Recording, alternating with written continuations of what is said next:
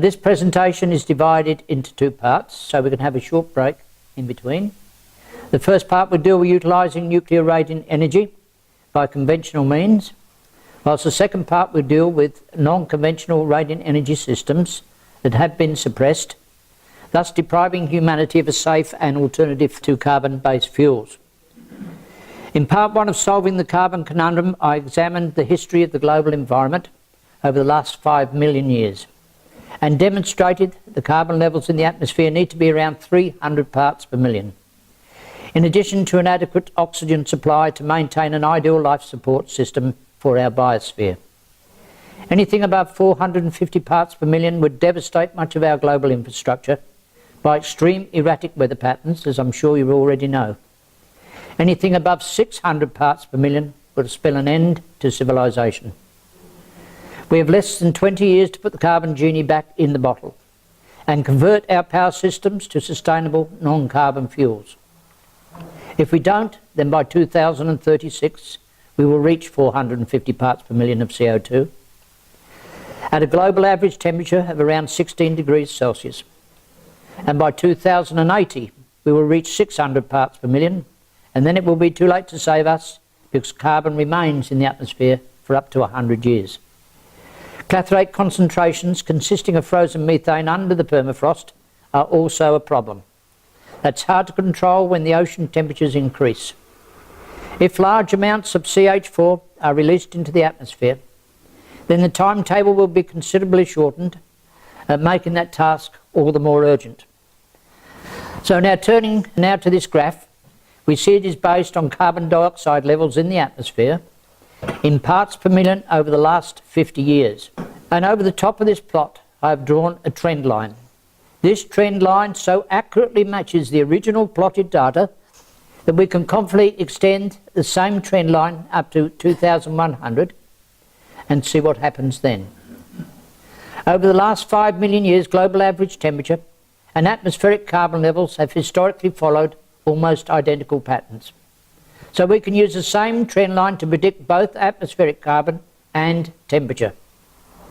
And if we maintain the status quo, if we do the same as we've done over the last 50 years, then by 2100, global average temperature will be around 19 degrees Celsius at 670 parts per million of CO2. The best we can hope for is be down here at the bottom. So we've got to finish up here and follow trajectory from the present day down to about there. That's the best scenario I can offer you, because as I told you before, it takes 100 years of the carbon to get out of the atmosphere, up to 100 years. Alternatively, if India comes on stream, as they are doing at the present time, and if China did nothing to alleviate their carbon emissions into the atmosphere, and also if large amounts of methane are released by the North Sea, then the trend line will be much steeper and we'll have less time to solve the problem. So that'll be a worst case scenario if you end up about here. And as you see, that's at 2060, which is 40 years earlier than what I predict on that graph. Even though the methane has a short life in the atmosphere, it has less than 10 years in the atmosphere, it undergoes a chemical change to carbon dioxide and to water vapour. And it also steals 4 atoms of our breathable oxygen in the process. These events, and what we do now as a worldwide community, will determine our future. In the previous lecture, I also explored how to return the carbon to manageable levels by changing our power systems to renewables. The best short-term solution being to use proven wave technology for base power, and backed up with other less reliable resources such as solar and wind. But these are only a partial solution that will not provide all of the power we need either now or in the future. The natural gas cavernous system with a zero carbon footprint is also a viable interim solution, as it uses only a very small fraction of gas for complete sequestration and generates carbon back as a byproduct. So you can sell the carbon back and make up for the little bit of gas you use for sequestration. As I said in the introduction, tonight we will be looking at the nuclear industry as a possible solution, and also examine a number of alternative technologies that could have saved the world but are currently suppressed by governments and corporations. Their stupidity and greed begs belief, because they truly hold the key to human survival. The first commercial nuclear power station was built in Windscale, England in 1956, named Calder Hall. Although a small Russian prototype was connected to the grid in 1954, and that was called APS-1. Since then, 437 commercial nuclear power reactors have been built worldwide in 31 countries with a capacity of 372,000 megawatts of electricity. In addition to the commercial plants, there are 56 countries operating a total of 240 research reactors, and 150 marine craft are also powered by 180 nuclear reactors. 92 commercial plants are currently operating in developing countries. 68 more are under construction, with another 150 plants approved for construction over the next 10 years.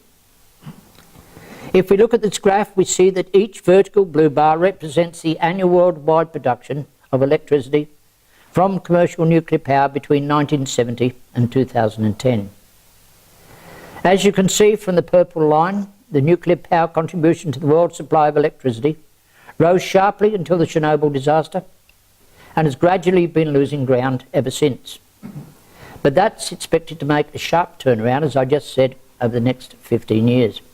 And this is actually going right off the screen, right off the top here, in that period of time. So it's going to hit through that top in that short period of time with the extra plants they're now going to build. So this is a map of the distribution of nuclear power worldwide. Over here you can see America has the highest with 104 plants. They're also building one more, so there'll be 105 there shortly. Over here we've got 56 plants that they've got in France. They've had them for a fair amount of time. I think they're going to build some more shortly. This one we've already had the disaster. 50 here for Japan, 17 for China, and then if you look down the bottom, that's at the beginning of this year, January this year, they had 17 plants. Since then, they've already commissioned 8 new power plants, 8 new nuclear power plants. That's more than one a month this year, out of 29 they're currently building. So it won't be too long before they take over from America. By 2011, world production of nuclear power had reached 2,518 terawatt hours. This bar chart shows the breakup of electrical power for each of the 8 major consumer groups for 2008. I'm sorry I don't have a later chart. With the light brown indicating the nuclear power component, the dark brown representing electrical power from coal burning, light grey from gas, and dark blue from oil. The width of each bar is indicative of the power production. Clearly, China's main source of power comes from coal, but China is now embarking on a massive nuclear program with 150 new power plants planned over the next decade or so. Other than the 29 plants now under construction, the Fukushima nuclear disaster has caused them to have a rethink of their plans. The Chinese Academy of Science stated last year that it is now decided on the molten salt reactor design, which is known as MSR, and would abandon conventional light water reactors as currently being used throughout the world. Also, in the last few weeks, China has announced that its coal-fired power plants will gradually be converted to gas. Let's hope that report is genuine, and also let's hope they use the Kavanagh process and remove all the carbon and not just half of it. So as you can see here, China depends very heavily on its coal. And what we have down the bottom here is the Three Gorges Dam. It puts out between 80 and 90 terawatt hours per year, and that's what makes up that bar chart there. Actually, it's not the biggest output. The biggest output is in South America, and that's on the Parana River, and that puts out between 90 and 100 terawatt hours per year. On the plus side, conventional nuclear power plants can provide the world with carbon-free power and could viably replace all of the world's coal-fired power stations within the target period. If that happens, then the carbon content of the atmosphere may no longer be a lasting problem. But uranium is also a scarce commodity. Unfortunately, carbon and nuclear power can both spawn demons of disaster, as we shall demonstrate shortly. Unlike coal, the use of uranium as a fuel to supply electrical power is costly, complex, and involves an endless process. And I think the promise that they gave us about 50 years that it's too cheap to meter has turned out to be totally wrong. There are a number of variations in the design of atomic power plants, but basically they all follow the same concept designed by Weinberg. A uranium material capable of fissionable chain reaction, such as U-235, is stacked in a closed matrix of graphite to assist and moderate the reaction. To control the rate of chain reaction, cadmium rods may be inserted into the pile. When these control rods are fully inserted between the fuel rods, they can stop the reaction completely. This controlled nuclear fission reaction generates huge amounts of heat, which in turn then transfers the steam turbine and then drives the electric generator. The fuel lasts for up to 2 years before it is necessary to remove the fuel rods and replace them with fresh ones. In brief, if we look at this diagram, actually the uranium that you dig out of the ground is 99.7% U-238. And U-238 cannot be used in a power station. It's not a fissionable material. Only 0.7 of 1% is usable in that power station. That's uranium-235. And uranium-235 is the only fissionable material that we currently have in nature. So once it sort of leaves that plant, it has to go to the other one because we've got 99% of this material not any good. So what we do in this second plant here, we bombard it with beta radiation, and that picks up an extra neutron. And so instead of 238, it now becomes uranium-239. And then after a short time, it decays into plutonium-239, and that is a fissionable product, and it can be used in the power station. But it's still not good enough at this stage to go into the power station because it needs to be solidified. So they send it down to this other plant down the bottom here. And in this other plant, it's cast into ingots. It's highly precision ground then, the same as you would do to make an internal combustion engine. It's then stacked into tubes, such as zirconium or silicon carbide or aluminium, and then it's put in the power station to be used as fuel rods. That's not the end of the problem, so when they're actually depleted, we just don't grab hold of the lot and put them over in this position here. What we have to do is to move them around like musical chairs, because they get depleted first, right in the middle of the reactor, and around the outside they're not so depleted so quick, so they all have to be moved around, and you actually have to take them out of here before they are depleted. If you leave that plutonium in that site until they're fully depleted, then that power plant will explode and contaminate thousands of square miles. So what you have to do then is put them over into this containment area. So they're still generating, they're still fissioning at that stage. And this is very, very hot when they're over here. And it has to be continually cooled with water. And of course contaminate the water at the same time. Now if some accident happens, and this is not covered, then we have a Fukushima arrangement happens. This can explode and it can cover thousands of square miles with contamination. And this is how this system works. The spent fuel will remain a danger to the biosphere for thousands of years and will require constant monitoring. The nuclear process contaminates everything around it, making the environment radioactive, and it must be contained. It is basically a massive potential atomic bomb. Just one slip, one small error of judgment, can turn the continent into a wasteland and contaminate the rest of the world. We currently have over 450 potential triggers waiting to be activated, with each reactor containing between 50 and 100 tonnes of plutonium. The question is, by using this type of reactor, will we be saving ourselves from the current predicament, or will we destroy ourselves in some future holocaust? The benefits of nuclear power are in fact huge, but we need to be reminded of the dangers. The first reactor disaster occurred in Windscale, England in 1956. This was an air-cooled reactor built to make weapons-grade plutonium. Close by was the world's first atomic plant built to conventional design, and Prime Minister Macmillan pretended the conventional plant was to generate electricity for domestic and industrial use. But in fact it was being used secretly to make tritium for the H-bomb, and the other plant that was for plutonium also was later converted to making tritium.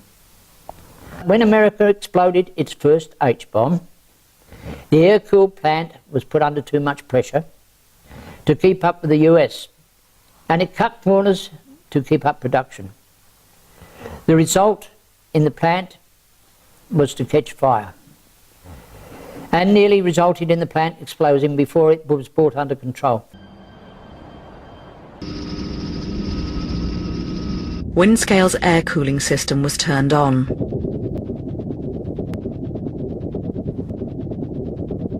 But by Thursday morning, it was clear the reactor was behaving unpredictably. Goodwin checked the radiation levels coming out of the chimney. They were high. High enough for him to believe a rogue uranium cartridge was the cause of the problem. The problem was, it wasn't a burst cartridge. It was a fire inside channel 2053. The cartridges, which had been redesigned to increase tritium output, had caught fire.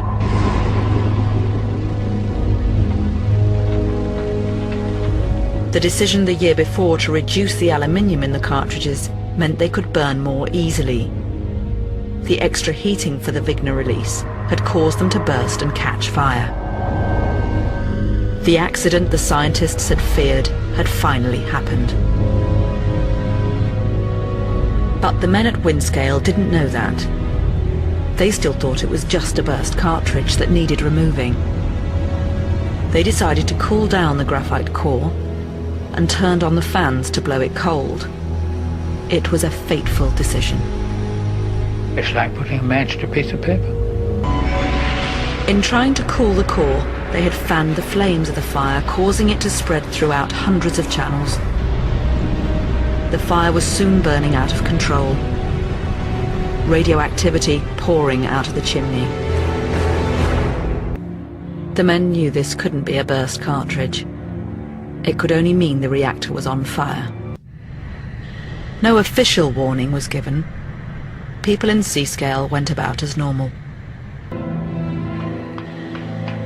I could climb up 80 feet into the air, no lift, with a respirator on my face and a bottle of air on my back, to look down holes at the back of the reactor.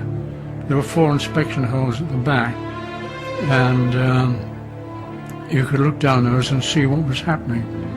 Well, I looked down onto a blazing inferno.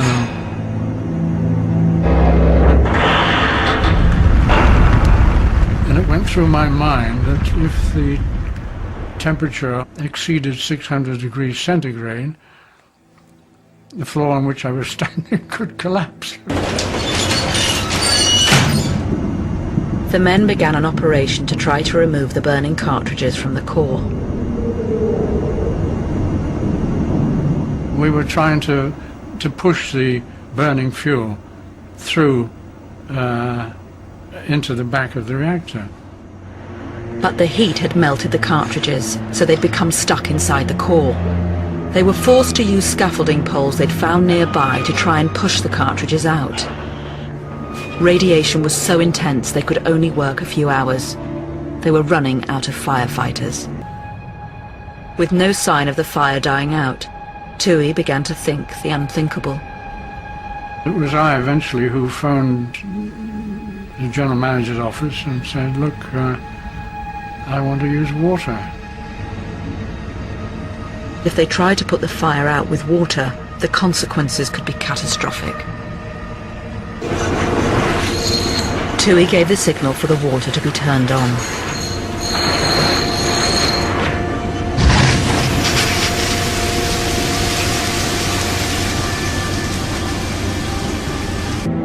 There was no explosion.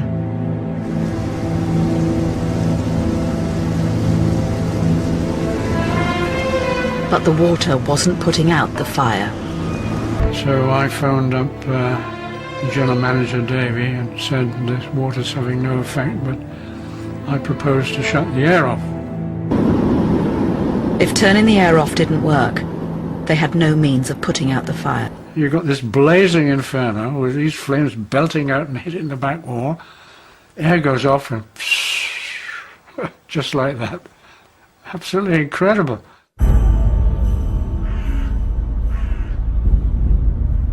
The fire was out. The people of Windscale were saved. In fact, it had been turning the air off, not the water, which had put out the fire. And many believed the wind was blowing the radioactivity inland. If that nuclear plant of conventional design had exploded, then England and much of Europe would have been devastated by a massive nuclear explosion of 2 nuclear reactors at the same time. This accident was completely due to political pressure, and Macmillan lied and covered it up to save the nuclear alliance with America. In the Chernobyl event, the safety systems were turned off to conduct a low-level power test of the plant. They were playing with it. Without these automatic safety controls, the plant was vulnerable, thus resulting in a man-made disaster that could be totally avoided. Friday the 25th of April, 1986. A beautiful spring day for the 43,000 inhabitants of Pripyat in the Ukraine. A day that will remain forever engraved in their memory. 3 kilometers from the city, the Vladimir Ilyich Lenin nuclear power plant, where several thousand people go to work each day. Tonight, the 176 employees of Block 4 have been ordered to carry out a test on a self-fueling system of the reactor. Something that could save energy. At 1:23 a.m., the security systems are deactivated and the experiment begins.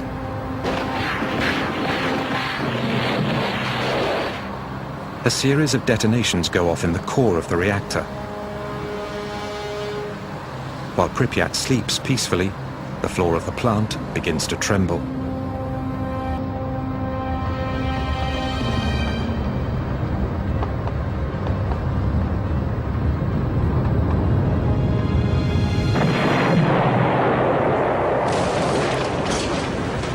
The 1,200-ton cover of the reactor suddenly blasts into the air. An ultra-powerful stream of radioactive vapor releases uranium and graphite over hundreds of meters around the plant. From the gaping hole, a spray of fire charged with radioactive particles in fusion shoots 1,000 meters into the sky.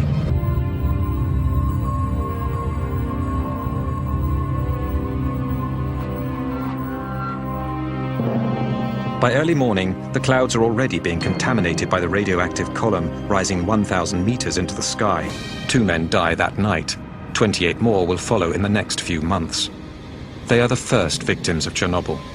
Nobody was prepared for such a crisis. Meanwhile, clouds filled with radioactive particles are being blown north by the wind. Between the 26th and the 27th of April, they drift over 1,000 kilometers above Russia, then over Belarus and the Baltics.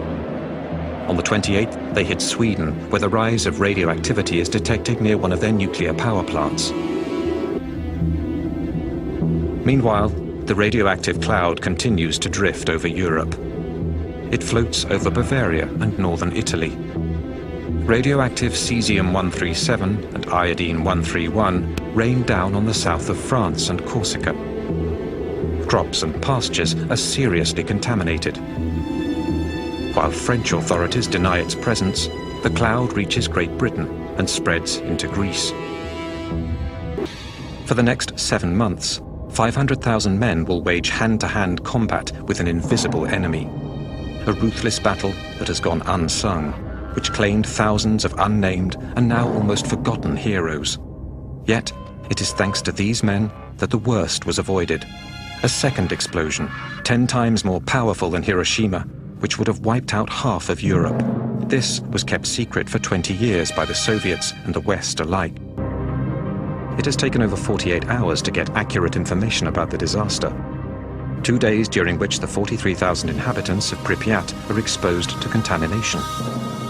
The crisis continues to grow. At the bottom of the destroyed reactor, 1,200 tons of white-hot magma continue to burn at over 3,000 degrees, sending liters of radioactive gas and dust into the atmosphere. The whole of Europe is at the mercy of the winds. During this operation, 600 pilots are fatally contaminated with radiation. All of them will die. The initial symptoms of radiation sickness, vomiting, nausea and diarrhea, are followed by a latency period. It's only later that much more fatal symptoms appear, such as deterioration of bone marrow and horrible burns that eat flesh down to the bone. Many of these images have never been seen before. They were taken by journalists who were also exposed to nuclear contamination. 20 years after the explosion, the cooled magma at the reactor's core, 14 meters underground, is still a terrible threat, and will remain so for years to come.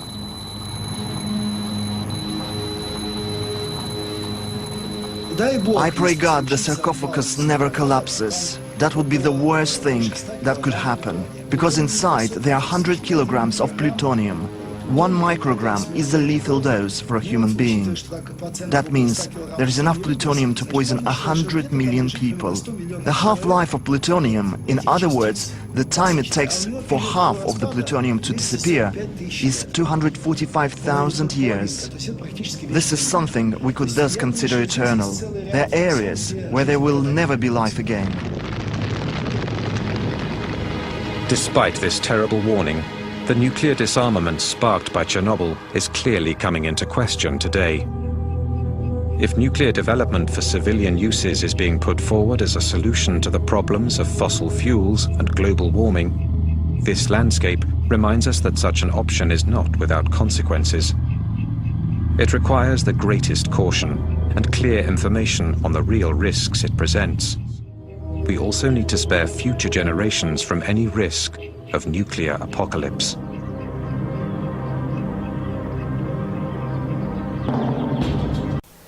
In the years that followed this disaster, 9,000 army conscripts, many of them in their teens, died from horrific burns. In addition to the 600 helicopter pilots and their crews that flew over the atomic inferno and dumped sand and lead into the hole to try and stop the escape of radioactive contaminants. In addition, thousands of Russian miners were conscripted into digging a tunnel under the magma to insert a thick concrete base to contain it. If the China syndrome had reached the water table under the plant, it would have probably have set off a nuclear explosion 10 times greater than the Hiroshima bomb, as you saw in the video. The plant is still a threat to the entire continent. The Fukushima nuclear disaster could have wiped out the whole of Japan and much of the Korean peninsula. Had the cores of all 3 reactors ruptured like the Chernobyl one did. It was not safety equipment but pure luck and the strength of the reactors that saved them from total disaster and gave them the time they needed to get water to the melted cores. It was also lucky that only 3 out of the 6 reactors were actually operating. So let's look at what happened there. In 2011, the Fukushima nuclear facility is first rocked by an earthquake. Then, a massive tsunami. Japan is about to enter another radiation nightmare, while the world is reminded of its double-edged pact with the atom.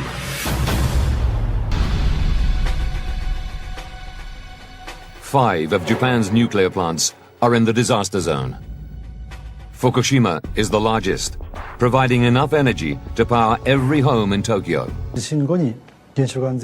Right after the earthquake, we received news from the Fukushima nuclear plant that mains power was lost. At the first sign of tremors, the plant goes into scram mode.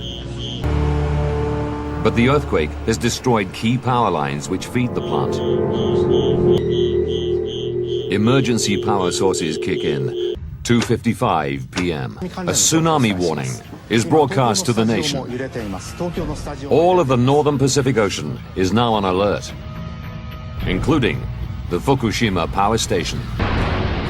The Fukushima power station bears the full force of the tsunami. The site begins to flood. A worker records the moment of impact on video. Another takes photographs as water floods the plant in a succession of waves.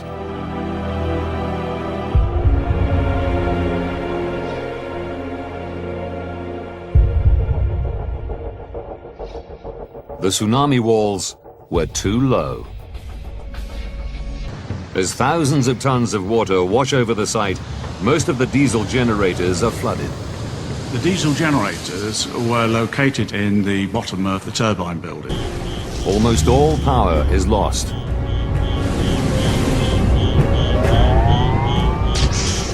Two workers assessing damage in the basements are killed instantly. Control rooms plunge into darkness. The Fukushima 50 can't monitor pressure or temperature. Worse, the cooling systems have failed.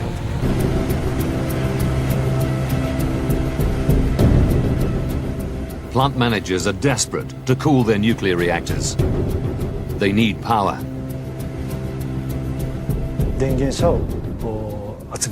We needed to deploy mobile generators. That was our last resort.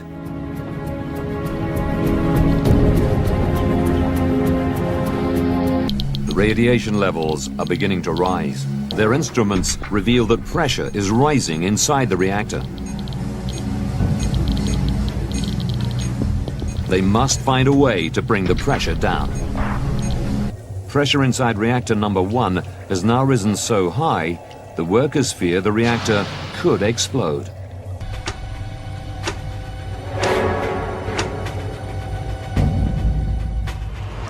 Finding the correct valves in the dark with soaring radiation levels is highly dangerous. One worker has already been taken to hospital, suffering from high exposure to radiation.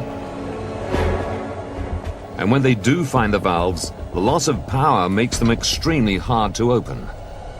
They are usually operated by heavy machinery running off mains power. The Fukushima 50 must try to do the job with car batteries and brute strength.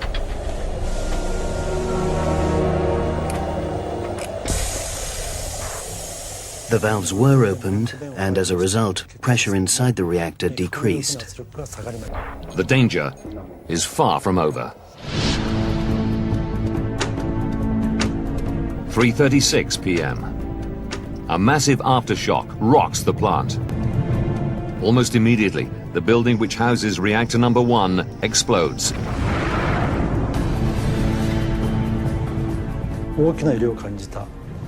A cloud of white smoke was seen, and radiation levels increased dramatically. Workers detect radiation levels 1,000 times higher than usual near reactor number 1. And other reactors are also showing signs of strain. We realized there was damage to other reactor units. The first, second, and third units were all in serious conditions.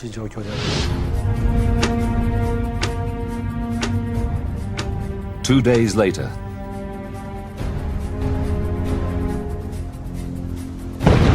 an even larger explosion blows the building that houses reactor number 3 apart. Within hours, radiation levels at the plant begin to climb even higher. The Fukushima 50 still have no control over the reactors.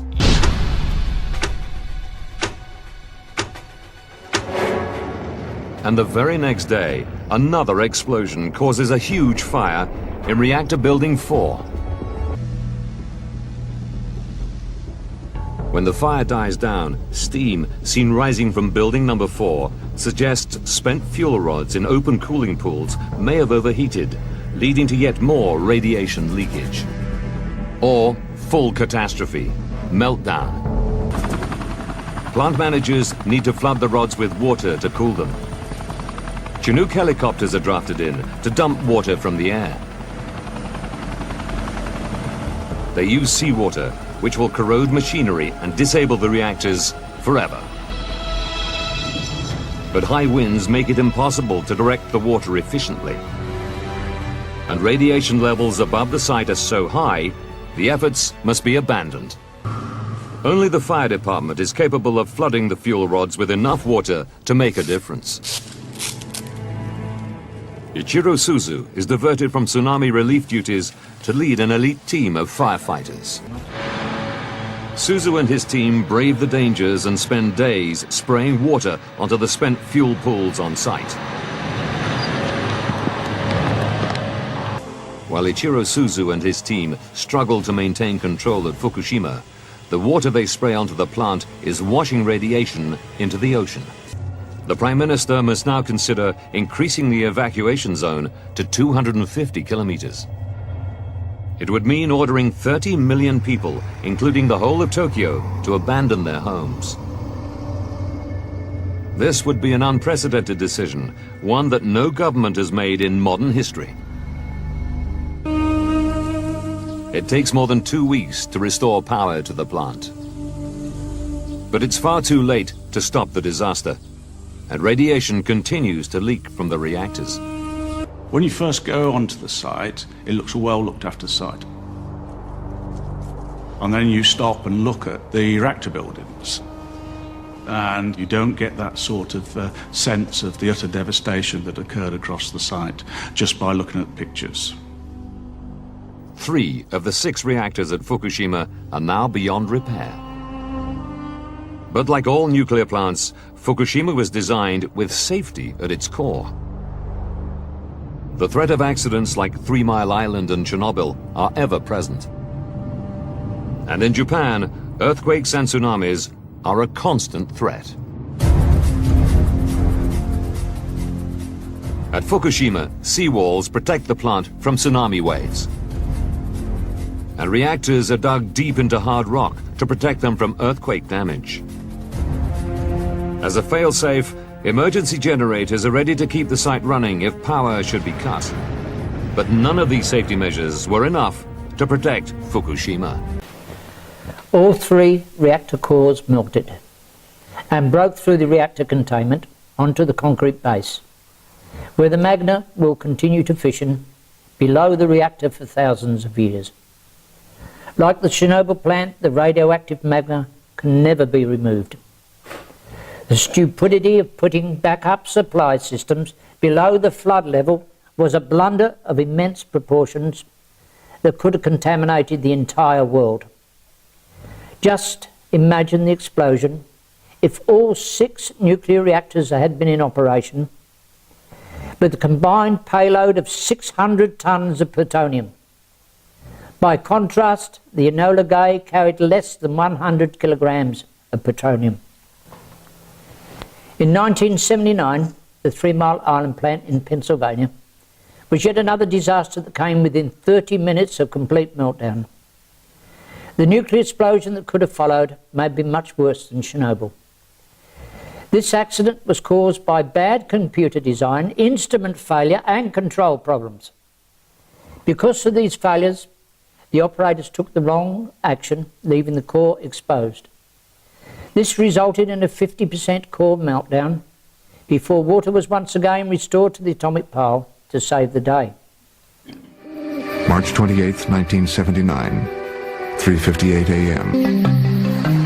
Perched on a sandbar in the river, the plant swills tons of the Susquehanna's cool water every hour, The water absorbs the enormous heat produced by 150 tons of uranium that lie buried in the heart of the plant's 2 nuclear reactors. 3 men are on duty this night inside the control room of Unit 2, one of the plant's 2 generating units. They are responsible for over 1,000 gauges, lights, meters, and switches that monitor the health of Unit 2. Tonight, repairs are being carried out.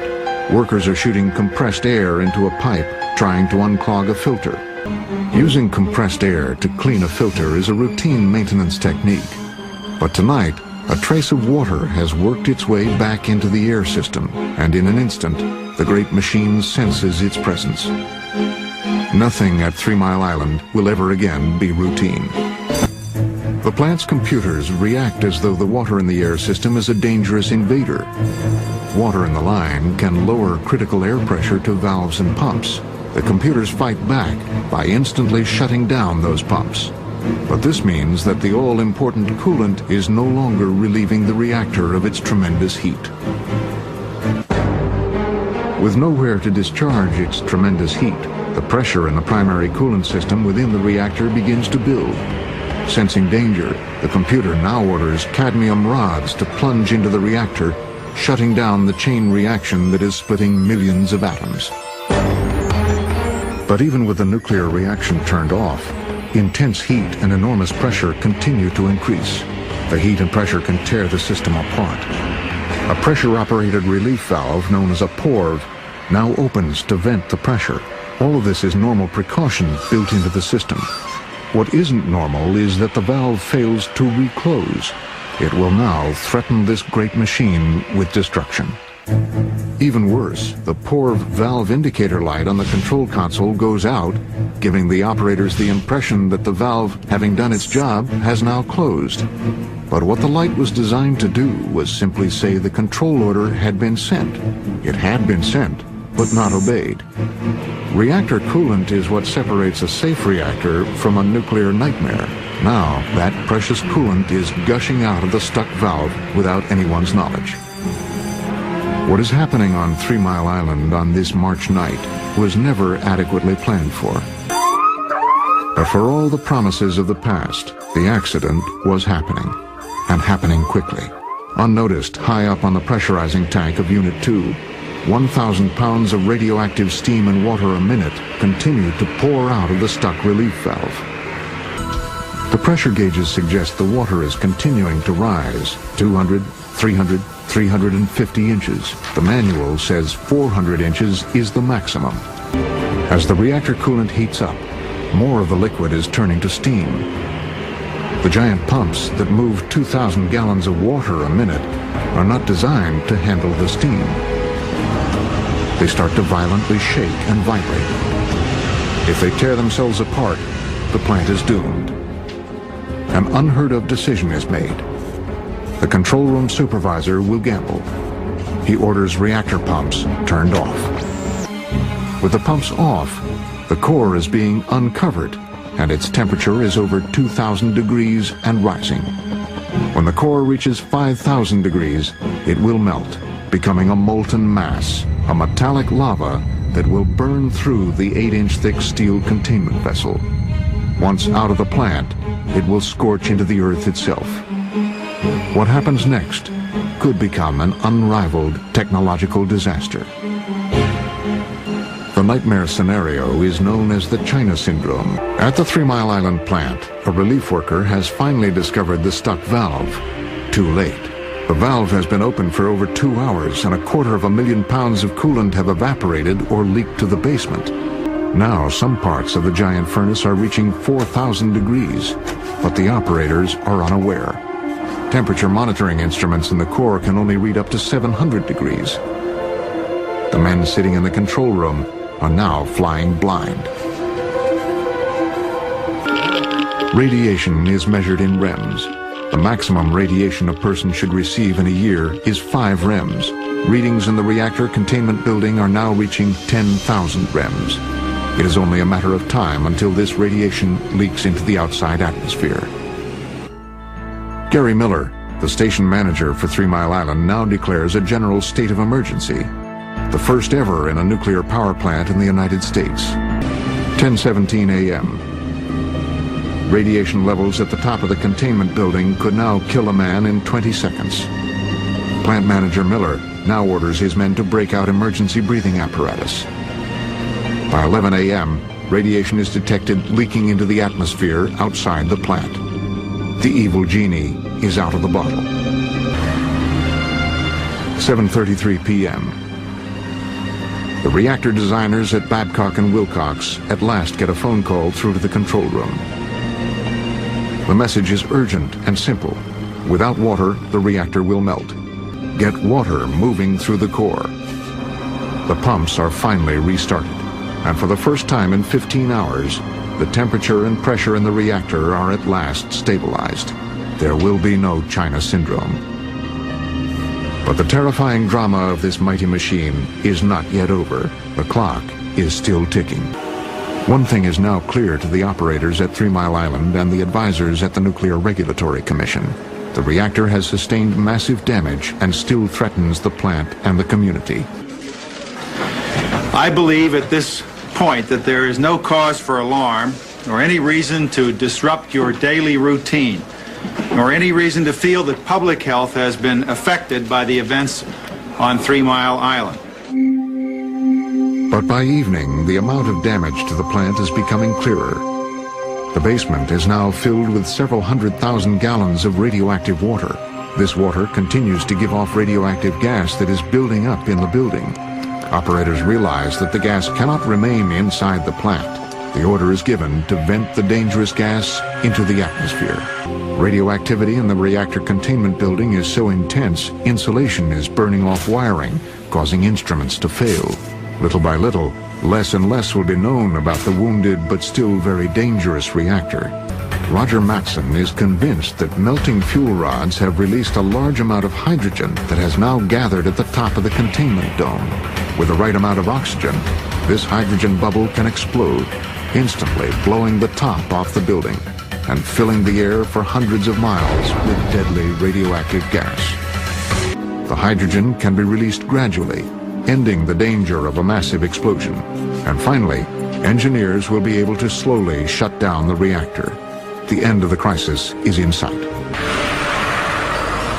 3 Mile Island was spared the horror of Chernobyl. The great cooling towers of Unit 2 still rise to the sky.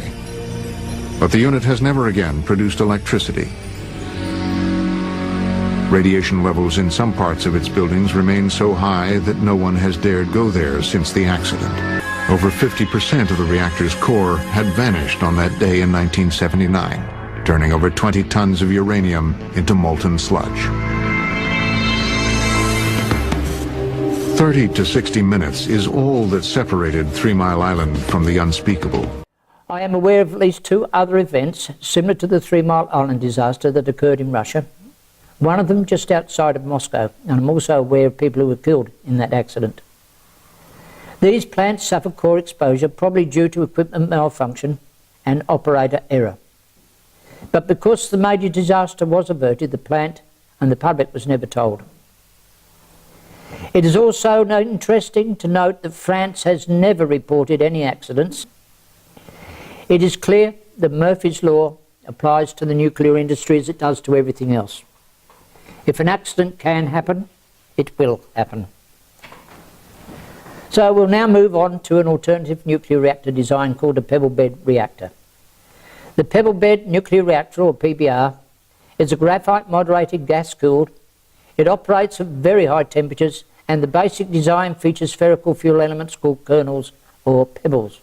Apart from the actual reactor, the electrical output is powered in exactly the same way as any other steam operated power station. This type of reactor is claimed to be inherently safe. Because the reactor design to handle high temperatures, it can be cooled by natural circulation and is designed to survive in most accident scenarios. Most accident scenarios. When the temperature can be as high as 1,600 degrees Celsius. Because of its design, its high temperature allows high thermal efficiency and is proportional in a nuclear power station of conventional design, and it's 50% better. It has the additional feature that gases do not dissolve contaminants or absorb neutrons as water does. Now, I think it's fairly self-explanatory what this is about, and I don't need to explain it much. This is the conventional power plant over here. You can see this one is cooled by gas instead of water. And here we have the hopper where all these tennis ball sized kernels are put into. And I don't think you need to be much of an engineer to work out where the problem's going to be, if there is a problem. Here we see the actual design of the fuel elements. These tennis ball sized pebbles or kernels are made of graphite, which act as a moderator, and they contain thousands of micro fuel elements called triso particles. These triso fuel elements consist of fissionable materials such as U-235 and a thorium layer, and then surrounded by a coated ceramic layer of silicon carbide for structural integrity. In the PBR, thousands of pebbles or kernels are amassed to create a reactor core and are cooled by gases such as helium, nitrogen or carbon dioxide, which does not react chemically with the fuel elements.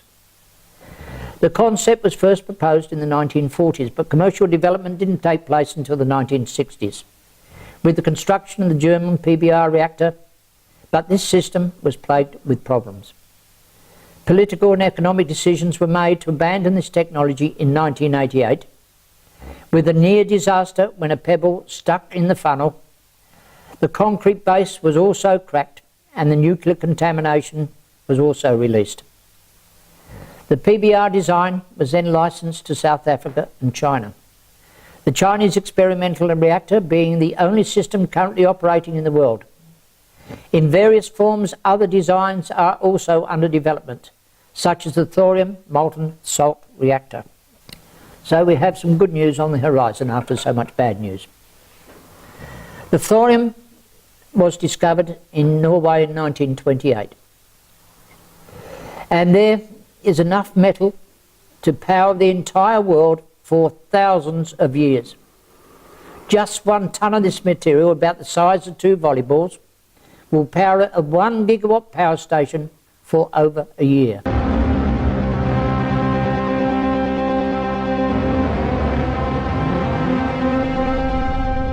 In the 1950s, the scientists who created the atomic bomb offered a promise.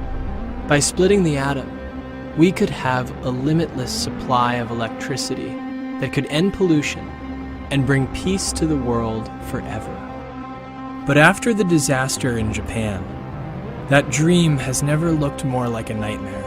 Thorium is a naturally occurring, fairly abundant mineral that has the potential to release great amounts of energy if utilized in the right kind of nuclear reactor. It is found in every nation in the world. If you pick up a rock, it's likely there's thorium in it. It's very likely that there's thorium in in fact, it's certain that there is thorium in the granite of this rock right here.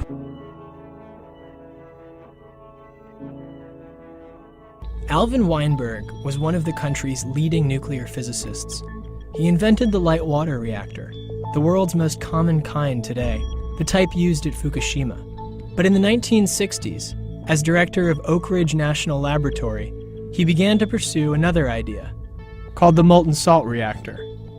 Instead of operating at high pressure with a solid fuel made of uranium, it worked at low pressure, using a liquid fuel that could be made of thorium. Thorium has many advantages. It can produce about 90 times as much energy as uranium and a fraction of the waste. And that waste isn't useful for making bombs. The reactor was considered walk-away safe because it relied on physics, not machines or humans, to keep the reaction under control. So far, the molten salt reactor experiment has operated successfully and has earned a reputation for reliability. I think that someday the world will have commercial power reactors of both the uranium, plutonium, and the thorium, uranium fuel cycle types. I think when people see it, they understand it a lot better. So a light water reactor, you're constantly trying to keep it from going out of control. You're constantly trying to manage it with control rods and moving the fuel rods. Molten salt reactor is is the opposite. You're constantly trying to keep it liquid, you're trying to keep it reactive, you're trying to keep it circulating, and if it ever stopped, it would just drain down into the drain tank or solidify in place or just stop reacting. So it's just a much better design overall. This thing can't explode. This thing is ready to explode. And you got to have redundant systems. You got to have a pump and a pump and a pump and a pump. You know, it's not walk-away safe. It's not self-controlled. You need, you know, computers and operators and controllers to constantly monitor this thing. Whereas this thing's completely self-regulated. If an earthquake and a 747 and a tidal wave hit it all at once and the chamber tipped over, what would happen? The fluid would flow into this hot cell, down this pool, and into this storage tank. Despite some hiccups, the reactor ran successfully for a record 6 years. But Alvin Weinberg's concerns about the safety of light water reactors, which were then being built in the United States, had made him unpopular inside the Nixon administration. In 1973, he was fired, and the reactor was shut down. Can you tell me what the role of thorium may be, and what the thinking is on thorium as a fuel, what the advantages are, what the disadvantages are, what the pros and cons are of thorium? While we are certainly interested in continuing to look at thorium as a possibility, and particularly a possibility for the future, the fact remains that we have an entire fuel cycle built up around uranium, and it would be a dramatic shift and a very costly shift to move on any sort of short time scale to thorium. The military liked uranium because it could be turned into weapons easily. An industry, eager to keep costs low, wanted to stick with the technology it already knew. Other designs slowly vanished, and the light water reactor dominated. Okay, thorium is a dense, silvery coloured material, much like lead. It melts at 1,750 degrees Celsius and can be dissolved in a liquid for use in an MSR or molten salt reactor. The system operates between 450 and 800 degrees Celsius at ordinary atmospheric pressure. The output of the reactor can also be varied to meet demand, and no power station can do that except for gas. If the pump circulating the liquid thorium stops, or the temperature rises beyond 800 degrees, then the reactor will stop automatically. No backup safety systems are required because the system is self-regulating. No pressure release systems are required because the system operates at normal pressure. The waste output is so small that the plant cannot contaminate its surrounding landscape, nor does it present any significant storage problems like solid fuels, which is a storage nightmare. In 1 year, from 1 megawatt plant, you could fill a Vegemite jar. That's about all. The waste output, as I said, is so small. The liquid used in the heat exchanger is so much more superior than if you use solid fuels. It is regrettable that the military thirst for nuclear weapons and the government paranoia prevented Weinberg from commercially developing the thorium MSR. Had this occurred, then it is more than probable that the world would not be facing the present dangerous situation. So this is a liquid breed reactor in which the thorium-232 flows around the central core of uranium-233, which emits neutrons into the surrounding thorium blanket. The thorium is a fertile receptor that absorbs the extra neutron created in thorium-233. So it makes thorium-233 from thorium-232, which in turn decays into uranium-233. This process is continuous, constantly consuming the thorium and generating fissionable uranium in the process. The U-233 finally decays into waste radioactive products that amounts to less than 1% of all the material fed to the reactor. The reactor was conceived by Eugene Wigner and created by Alvin Weinberg. It is inherently safe and has none of the disadvantages of the conventional light water reactor design currently used throughout the world. In my opinion, if we have to use nuclear power, then this is obviously the one we should use. With the exception of wind and hydrogen fuel cells, I've now covered most of the carbon-free commercial viable power systems, which included the lecture number 1. This discussion, however, would not be complete without also examining some of the alternative technologies that have exploited the subatomic environment. Over the last 100 years, more than a dozen inventors have managed to convert nuclear power directly into electricity without going through the heat process and without posing any danger to humanity. Starting with Tesla is a litany of successful alternative energy inventors who've been effectively silenced by intimidation and murder. In many cases, these murders have been made to look like accidents or suicide.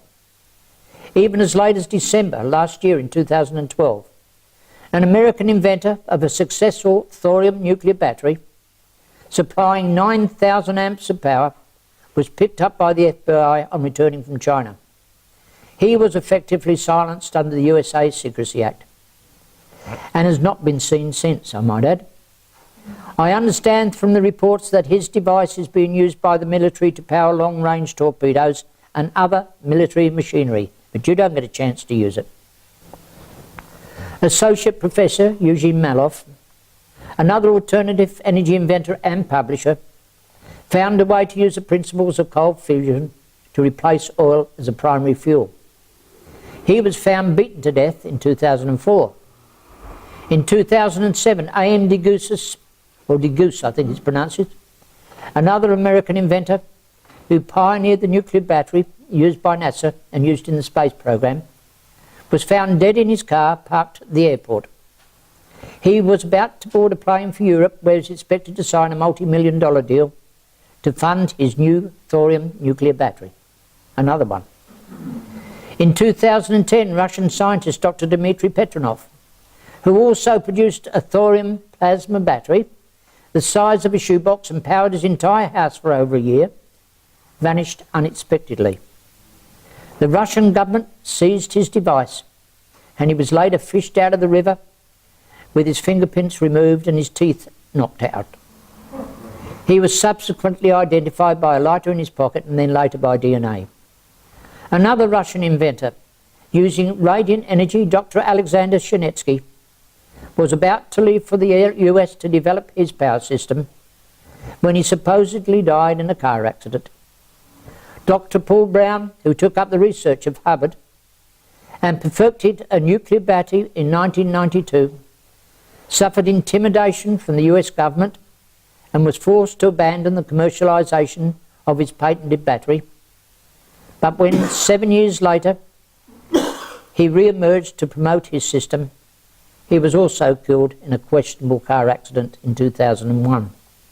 The list goes on and on and on. So now you can see why no new technology has been allowed to emerge to save us from the carbon threat. What a pity it is that governments would seek to hide the only real solutions to their own survival. So I think we can have a little bit of a break now, if you would like. And after the break, I'll be happy to explain a number of these forbidden technologies and how they work, as well as laying the foundation for the radiant energy economy as an alternative to carbon and conventional nuclear power. Thank you very much. Thank you.